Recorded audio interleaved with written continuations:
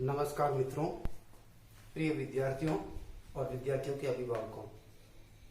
आज हम online class में एक बार फिर से राष्ट्र संबंधी महत्वपूर्ण तथ्य या राष्ट्र के प्रतीक ऐसे नामक टॉपिक लेकर आया हूं, जिसे सभी कक्षाओं के लिए बहुत जरूरी है।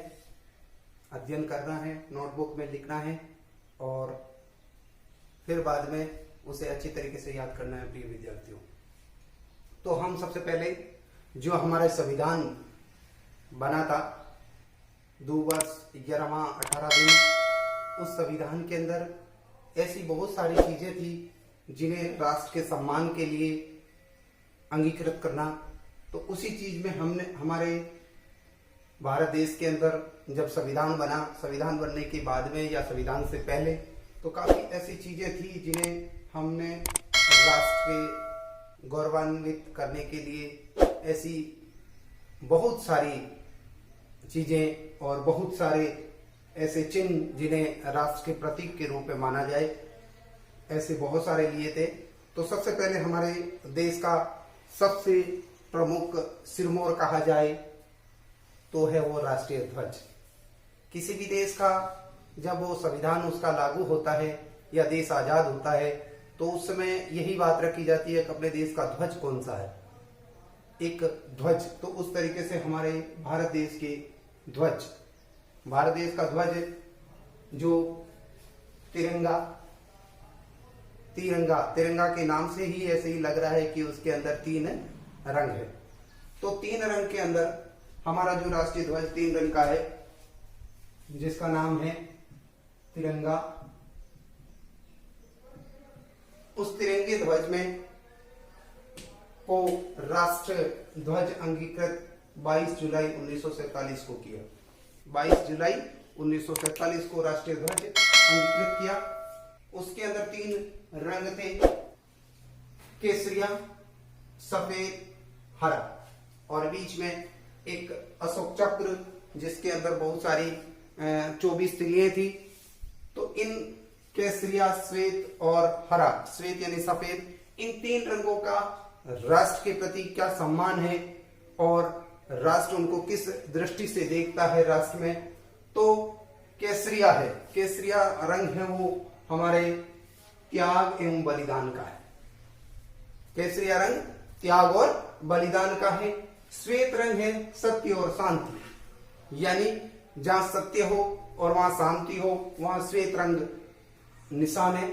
और हरा देश की समृद्धि, हरा है वो देश की समृद्धि, जैसे हरियाली हो, देश के अंदर बहुत सारे पेड़ पौधों की हरियाली होगी तो वो देश क्या करेगा, समृद्धि करेगा। इस प्रकार का उसके अंदर संकेत रहेगा। तो हमारा जो संविधान के अंदर जो राष्ट्रीय ध्वज है को समान जो 22 जुलाई को किया गया था, तो उसमें भी एक फिक्स रखा गया था कि इसका अनुपात क्या होगा, इसकी चौड़ाई कितनी होगी और लंबाई कितनी होगी। तो उसके अनुपात में लंबाई अनुपात चौड़ाई यानी 3/2 यानी 3 मीटर और 3:2 मीटर, ये इसकी लंबाई रखी गई। और इसके अंदर एक चक्र है, इस चक्र के अंदर 24 तिलियां हैं। कितनी तिलियां हैं? 24 तिलियां। तो ये 24 तिलियां हैं। ये हमारे राष्ट्रीय ध्वज तिरंगा के बारे में था। अब हम देखते हैं राष्ट्रीय चिन्ह। राष्ट्रीय चिन्ह है वो हमारे देश का 26 जनवरी 1950 को लागू किया गया था। 26 जनवरी जब देश का संविधान लागू हुआ, उसी दिन हमारे राष्ट्रीय चिन्ह को अंगीकृत किया गया था। तो उसके अंदर था अशोक स्तंभ, जो सारनाथ से लिया गया था, जिसके शीर्ष में 4 सिंह है। जैसे अशोक स्तंभ का जो चिन्ह है उसके अंदर 4 शीर्ष पर सिंह है। सिंह यानी शेर, शेर के मुंह आकार है, एक दूसरे के क्या है, पीठ किए हुए हैं। वो दोनों के चारों ही क्या शेर है, वो एक दूसरे की पीठ किए हुए बैठे हैं और उनके अंदर एक दूसरे की पीठ किए हुए हैं। और आपको पता होगा उस राष्ट्रीय चिन्ह के नीचे अशोक स्तंभ है, उसके नीचे हमारा लिखा हुआ होता है सत्यमेव जयते, यानी सत्य की ही विजय होती है, वो उसका हमारा राष्ट्रीय वाक्य है। फिर हम अगला देखते हैं राष्ट्रगान। राष्ट्रगान क्या है कि 24 जनवरी 1950 को, यानी अपना देश का जो संविधान है 26 जनवरी को लागू हुआ था, उससे 2 दिन पहले, 26 जनवरी से 2 दिन पहले यानी 24 जनवरी 1950 को हमारा देश का राष्ट्रीय गान अंगीकृत किया गया था। तो राष्ट्रीय गान था जन गण मन, जन गण मन, जन गण मन। तो ये जन गण मन, इसकी जो इसको गायन समय है वो 52 सेकेंड रखा गया। कितना रखा गया था? 52 सेकेंड में हमारा राष्ट्रगान पूरा हो जाना चाहिए। और इस राष्ट्रगान के रचयिता थे रविंद्रनाथ टैगोर, राष्ट्रगान के रचयिता थे रविंद्रनाथ टैगोर। ये हमारे राष्ट्रगान, इसको लागू करने से पहले देखा गया था कि ये गाया कब गया था। तो इसका प्रथम गायन 27 दिसंबर 1911 को NIC यानी राष्ट्रीय कांग्रेस के अधिवेशन नंबर 26 में कोलकाता में इसको गाया गया था, जनगण मन को। अब इसके बाद में यानी 27 दिसंबर 1911 कांग्रेस के राष्ट्रीय आंदोलन या राष्ट्रीय 26वें अधिवेशन में कोलकाता में इसको गाया गया था और इसके 52 सेकेंड का गायन का समय है। उसके बाद में अगला नंबर आता है हमारे राष्ट्रीय गीत।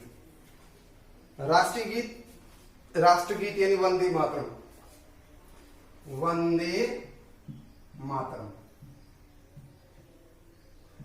राष्ट्रीय गीत वंदे मातरम। ये राष्ट्रीय गीत वंदे मातरम है, इसको भी 24 जनवरी 1950 को लागू किया गया था, यानी हमारा देश का जो संविधान बनकर तैयार हुआ, लागू किया गया उससे 2 दिन पहले। और इसका भी गायन समय है वो 65 सेकेंड रखा गया था, 65 सेकेंड। और इसके रचयिता है बंकिम चंद्र चटर्जी, बंकिम चंद्र चटर्जी। इसका भी प्रथम गायन 1896 को NIC के 12वें अधिवेशन कोलकाता में गाया गया था। ये भी कोलकाता में ही गया था और इसका वो है 26वें अधिवेशन में और ये है 12वें अधिवेशन में, कलकत्ता में ही गाया गया था।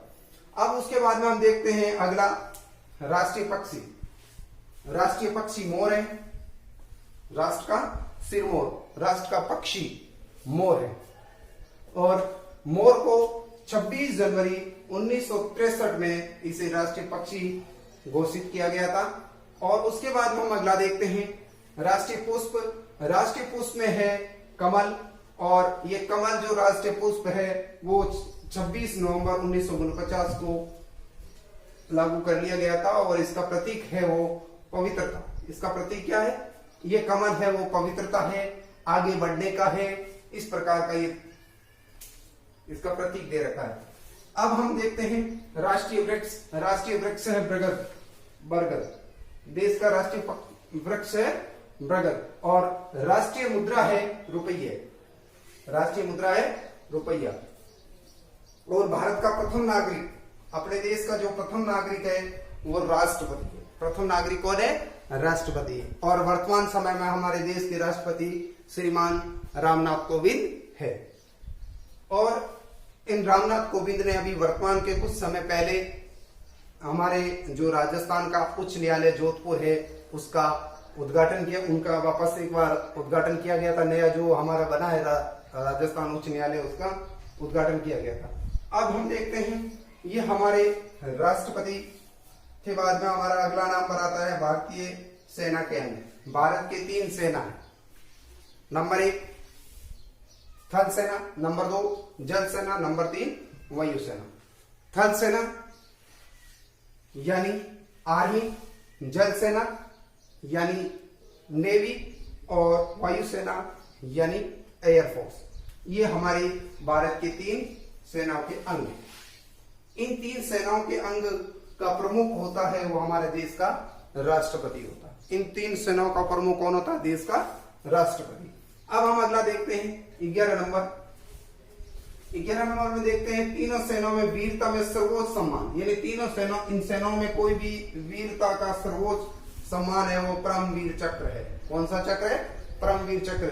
और भारत के प्रत्येक नागरिक को सम्मान मिलने वाला, भारत के नागरिक को सम्मान मिलने वाला सर्वोच्च भारतीय वो है तुम्हारे, आपको पता होगा, भारत रत्न। भारत के प्रत्येक नागरिक को जो सम्मान मिलता है, सबसे बड़ा भारत का सम्मान है वो है भारत रत्न। लेकिन इन सेना में अगर कोई वीरता का सर्वोच्च सम्मान है तो वो है परमवीर चक्र, जिनसे नवाजा जाता है। अब हम देखते हैं थल सेना का प्रमुख। थल सेना का प्रमुख यानी आर्मी चीफ, यानी आर्मी चीफ। आर्मी चीफ को क्या बोलते हैं? इनका प्रमुख होता है वो होता है जनरल। इनका प्रमुख कौन होता है? जनरल। अब हम देखते हैं नंबर 12 थल सेना का प्रमुख। थल सेना का प्रमुख हो गया, तो मैं अभी बता दिया था आर्मी चीफ। फिर देखते हैं जल सेना का प्रमुख एडमिरल। एडमिरल एडमिरल जिसको हम बोलते हैं